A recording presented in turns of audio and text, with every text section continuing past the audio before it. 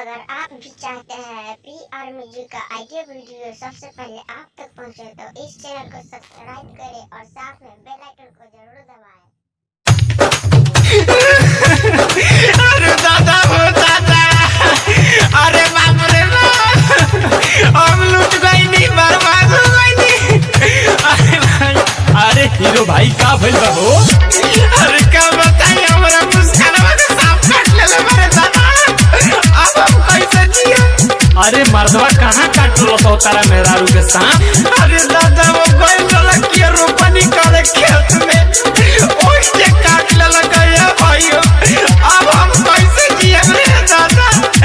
आई बाप हो बाप, अरे भाई हो हम हो ना अब जी अब रे, माहुर घोर के पी अब रे। अरे भाई हो भाई, अरे दादा हो, अरे हम हो ना अब जी अब रे, माहुर घोर के पी अब रे। अब टूटल आशा पूरा हमारा मानवा के। अरे दादा हो दादा, ए मुस्कान मुस्कान, अरे रोपनी करत में धनवा के सांप कटले बा मुस्कानवा के।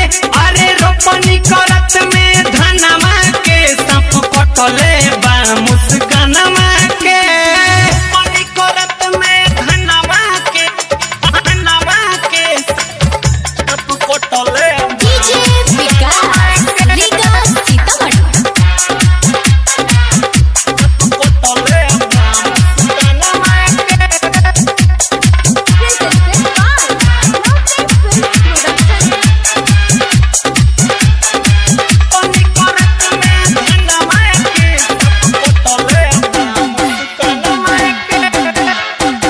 बसिया खा के रनिया रे, चल गइल करे रोपनिया रे।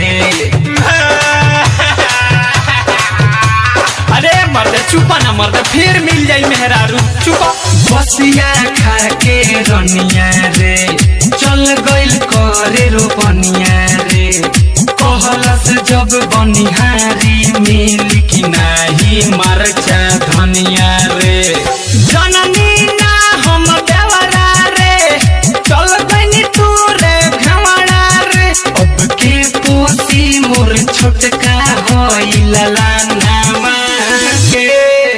मुस्कान ए मुस्कान, तू काहे हमरा के छोड़ के चल गइलू? अरे रोपनी करत में धनमा के सांप कटले बा मुस्कानवा के। अरे रोपनी करत में धनमा के सांप कटले बा मुस्कानवा के। रोपनी करत में धनमा के सांप कटले बा मुस्कानवा के।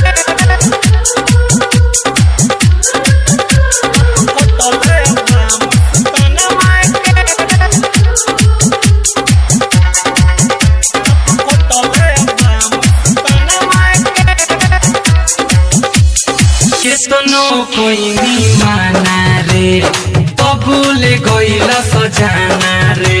दादा बहुत बनाइली, लेकिन हमार बाबू ना बनली।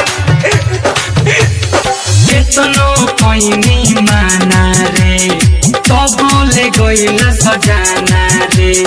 केस करे जातानी आही दुआर पर थाना रे। दिनेश दिल कस भाई हो, आके दिहे गवाही हो। अरे बड़ी निमन रहली हो रहनावा के। रे राजुआ, रे दिनेशवा, अब तनी पक्केस करब, तनी के चलते हमार मुस्कान मर गइल। अरे रोपनी करत में धनमा के सांप कटले बा मुस्कानवा के। अरे रोपनी करत में धनमा के सांप कटले बा मुस्कानवा के। अरे हम हो ना अब जी अब रे, माहुर घोर के पी अब रे। अब टूटल आशा पूरा हमारा मानवा के।